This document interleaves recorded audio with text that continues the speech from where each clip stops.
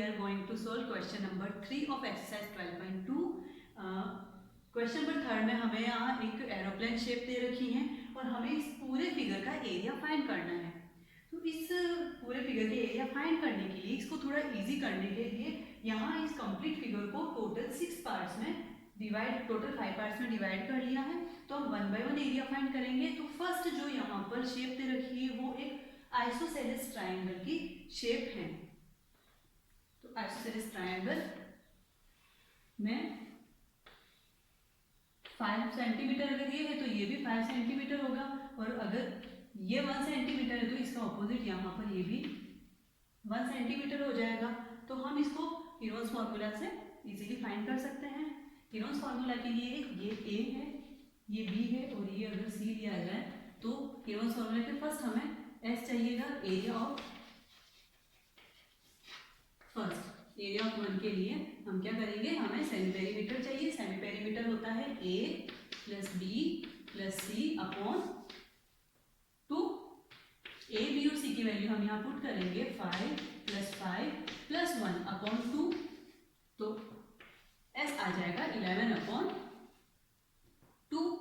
अब एरिया अगर हमें फाइंड करना है तो हीरोन्स फार्मूला लिखेंगे under root s, s minus a, s minus b, s minus c. Now put the value of s, a, b and c in this formula, that is 11 upon 2. I can write 11 upon 2 in the form of decimal, that is 5.5. So here I am writing 5.5 instead of 11 upon 2. So 5.5 s minus a, mean 5.5 minus 5, again s minus b, 5.5 minus 5 and s minus c, 5 minus 5.5 minus 1. Okay, so this is root 5.5. जैसे कि हम यहाँ लिख लेंगे 5.5 में से अगर 5 को सब्ट्रैक्ट करेंगे तो पीछे बचेगा 0.5। अगेन 5.5 में से 5 को सब्ट्रैक्ट किया, पीछे बचेगा 0.5, और 5.5 में से 1 को सब्ट्रैक्ट करेंगे तो 4.5 रहेगा। अब अंडर रूट से बाहर सिर्फ एक ही नंबर का पेयर बन रहा है, 0.5 का पेयर बन रहा है, उसको हम रूट से बाहर लेकर के आ जाते हैं तो ये 0.5 हो जाएगा। अब रूट के अंदर बचा है 5.5 और 4.5। 5.5 का अगर मैं डेसिमल रिमूव करूँ तो मैं इसको 55 अपॉन 10 की फॉर्म में लिख सकती हूँ। सिमिलरली अगर 4.5 का हम डेसिमल रिमूव करेंगे तो हम इसे 45 अपॉन 10 की फॉर्म में लिख सकते हैं। तो अगेन आप देख सकते हैं यहाँ पर कि डेसिमल के अंदर 1 अपॉन 10 और 1 अपॉन 10 फिर से पेयर बन गया, यानी कि डेसिमल में जो 10 का पेयर बना है उसे हम बाहर लिख सकते हैं। तो ये हो जाएगा 0.5 अपॉन 10। अब अंदर क्या बचा, 55 मल्टीप्लाई बाय 45। 55 और 45 का हम फैक्टर करेंगे तो 55 को लिख सकते हैं 5 मल्टीप्लाई बाय 11 और 45 को हम लिख सकते हैं 5 multiply by 3 50 and 50 multiply by 3 45। तो यहाँ पेयर्स बन रहा है एक 5 का और एक पेयर बन रहा है 3 का। तो यहाँ एरिया हो जाएगा 0.5, जो ऑलरेडी हमने बाहर लिखा है 0.5 अपॉन 10। 5 हम बाहर लिख लेंगे और यहाँ से 3 को भी बाहर लिख लिया। अंदर रूट में यहाँ क्या बचे, काउंटिंग 11, तो यहाँ हम अंडर रूट 11 कर लेते हैं। अब जब आप यहाँ मल्टीप्लाई करोगे तो मल्टीप्लाई करने पर आपके पास आ जाएगा 5 इंटू 3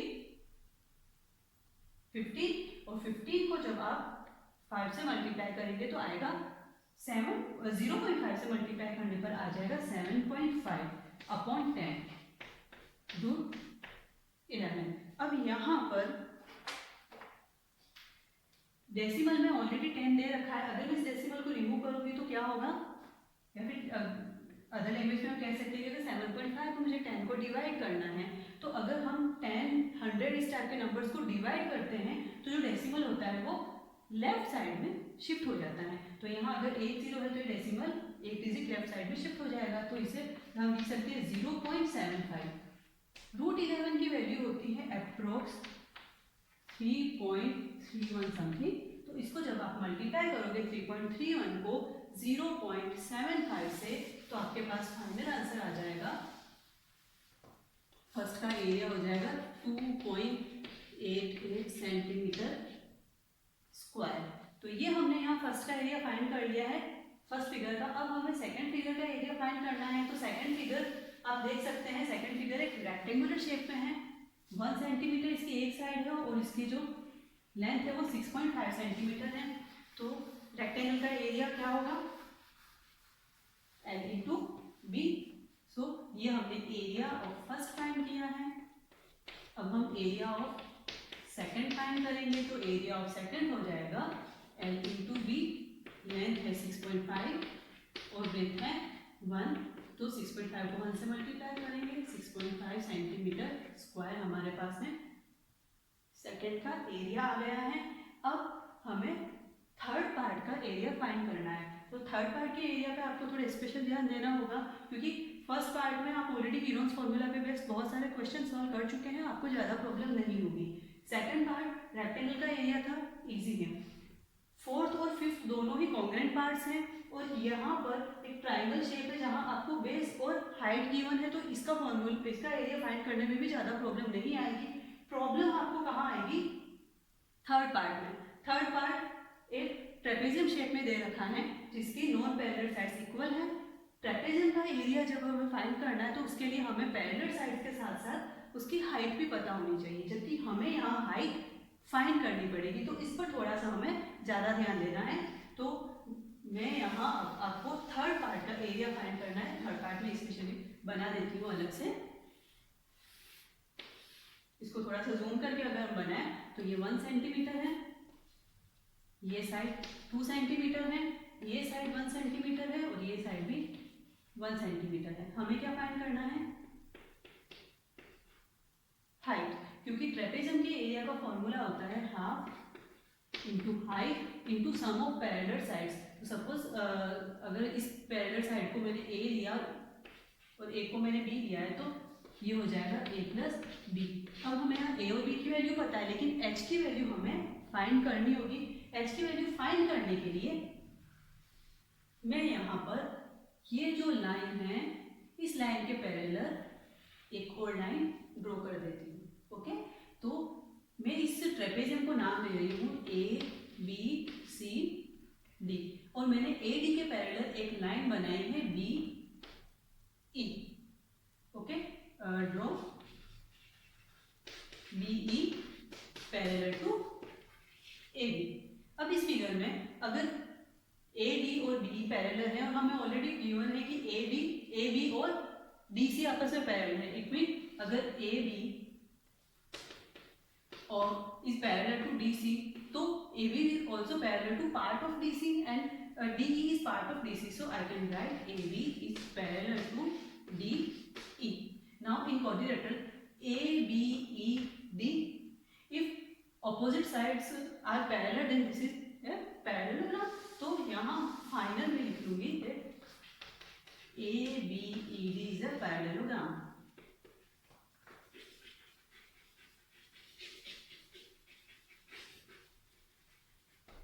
ये आपको क्लियर हो गया है कि अगर मैं ये साइड BE AD के पैरेलल ड्रॉ करती हूँ तो यहाँ पर ऑपोजिट साइड्स का 1 पेयर और यहाँ ऑपोजिट साइड का सेकंड पेयर, तो ये दोनों अगर आपस में पैरेलल होंगे तो पैरेललोग्राम बन जाएगा।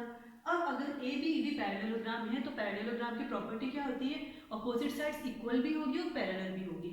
तो यहाँ अगर ऑपोजिट साइड इक्वल हो जाती है तो इसका मतलब AD और BE दोनों आपस में इक्वल हो जाएंगे। अगर AD 1 सेंटीमीटर है तो BE भी क्या हो जाएगा, 1 सेंटीमीटर। सिमिलरली अगर AB 1 सेंटीमीटर तो DE भी क्या हो जाएगा, 1 सेंटीमीटर। तो ये रिजल्ट मैं लिख लूँ because ABED is a parallelogram, so AB is equals to DE।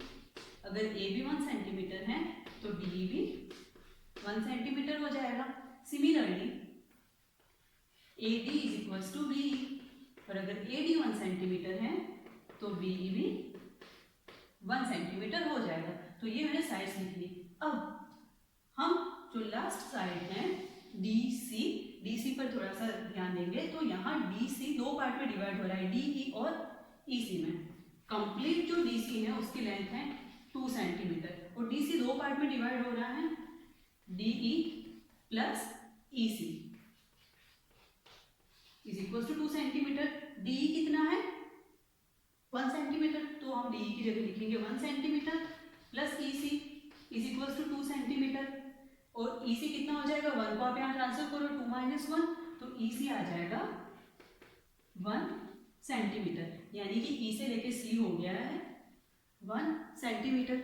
अगर ये 1 सेंटीमीटर है तो अब आप ट्राइंगल बी ई सी पे थोड़ा सा ध्यान दीजिए। बी ई सी में तीनों साइड्स 1 1 और 1 सेंटीमीटर की हैं। इसका मतलब कह सकते हैं कि B E C is an equilateral triangle. So B C E, this is an equilateral triangle, B C E is an equilateral triangle. अब इक्विलेटरल ट्राइंगल का तो एरिया का फॉर्मूला आप सबको मालूम है। तो area of triangle B C E is equals to √3/4 A square. ये ऑलरेडी मैं प्रीवियस वीडियो में आप लोगों के साथ डिस्कस कर चुकी हूँ कि इक्विलेटरल ट्राइंगल का एरिया √3/4 ए स्क्वायर किस तरीके से होगा।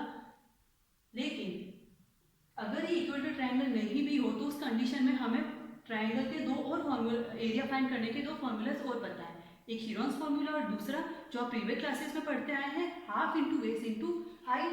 तो मैं यहाँ बी ई सी की जगह पे लिख रही हूँ, एरिया ऑफ बी सी की जगह हाफ इंटू बेस। बेस क्या होगा इसका, ई सी इंटू हाइट। हाइट यहाँ पर बी के साथ में जो परपेंडिकुलर बना रहा है इसको अगर मैं एफ ले तो बी एफ क्या हो जाएगी इसकी height, B F is equals to √3/4 A square. E C की वैल्यू मैं यहाँ पुट कर रही हूँ, ई सी है 1 सेंटीमीटर, तो ये हो जाएगा half into 1 into B F की वैल्यू हमें नहीं पता है, तो B F as it is लिख लेंगे, is equals to √3/4 A square की जगह में यहाँ पर, क्योंकि ए क्या है साइड और साइड है 1 सेंटीमीटर, तो मैं इसकी जगह लिख रही हूँ यहाँ पर 1 स्क्वायर। अब अगर मुझे बी एफ की वैल्यू फाइंड करनी है तो बाकी सबको यहाँ ट्रांसफर कर लूँगी, 1 से ये 1 कट हो जाएगा, 1/2 को जब यहाँ ट्रांसफर करेंगे तो इधर इसका रेसिप्रोकल होकर के आ जाएगा 2/1, और 4 को 2 से कट कर लेंगे तो बी एफ हमारे पास फाइनल जो हाइट है, हाइट आ जाएगी √3/2 सेंटीमीटर।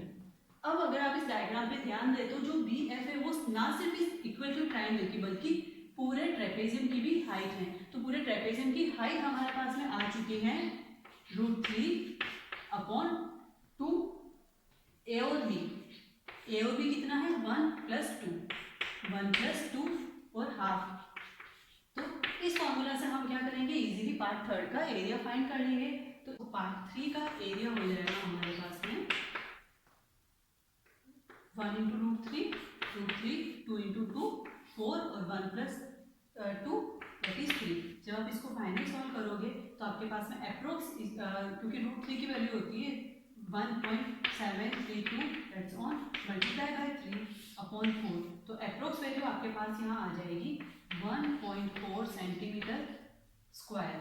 ये पार्ट 3 का एरिया अप्रोक्स आया है, तो मैं पार्ट 1 2 के साथ में पार्ट 3 का एरिया भी यहाँ पे लिख लेती हूँ 1.4 centimetre square approx.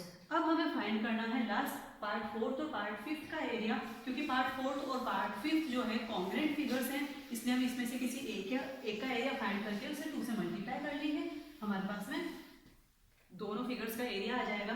Now area of part 4, area of part 4 ये हमें राइट एंगल ट्राइंगल की शेप में दे रखा है, जहां पर इसकी जो हाइट है वो 6 सेंटीमीटर है और बेस 1.5 सेंटीमीटर है। तो ट्राइंगल का एरिया फॉर्मूला हो जाएगा half into base into height, half multiply by what is the value of base 1.5 multiply by h 6 centimetre. 6 को जब आप 2 से कट करेंगे तो आ जाएगा 3 और 3 को 1.5 से मल्टीप्लाई करने पर यह आ जाएगा 4.5 centimetre square. Similarly area of 5 भी यही हो जाएगा 4.5 सेंटीमीटर स्क्वायर। तो अब हमारे पास में सारे एरिया आ चुके हैं। 4 का एरिया 4.5 सेंटीमीटर स्क्वायर है और फिफ्थ का एरिया भी 4.5 सेंटीमीटर स्क्वायर है। तो टोटल इस फिगर का जो एरिया है उसके लिए हम क्या करेंगे, सारे फिगर्स का, इनके जो पार्ट्स हैं इसके एरिया को सम कर लेंगे। Total area is equals to area of 1 plus area of 2 plus area of 3 plus area of 4 plus area of 5। तो अब हम यहाँ से एरिया 1, 2, 3, 4 एंड 5 की वैल्यू यहाँ पुट करेंगे। तो ये हो जाएगा 2.5 प्लस 6.5 प्लस 1.4 प्लस 4.5 प्लस 4.5। इन सबको ऐड करोगे तो आपके पास आ जाएगा 90.4 सेंटीमीटर स्क्वायर। ये जो हमारे पास फाइनल आंसर आया ये एग्जैक्ट नहीं है, ये है अप्रोक्स। इसके अप्रोक्स होने का रीजन ये है कि यहाँ हम जब सॉल्व कर रहे थे तो हमारे पास √11, √3 जैसे कुछ नंबर्स आए थे जिसका हमने अप्रोक्स वैल्यू ली थी, इसलिए हम कहेंगे कि 19.4 centimetre square is approx area of this aeroplane.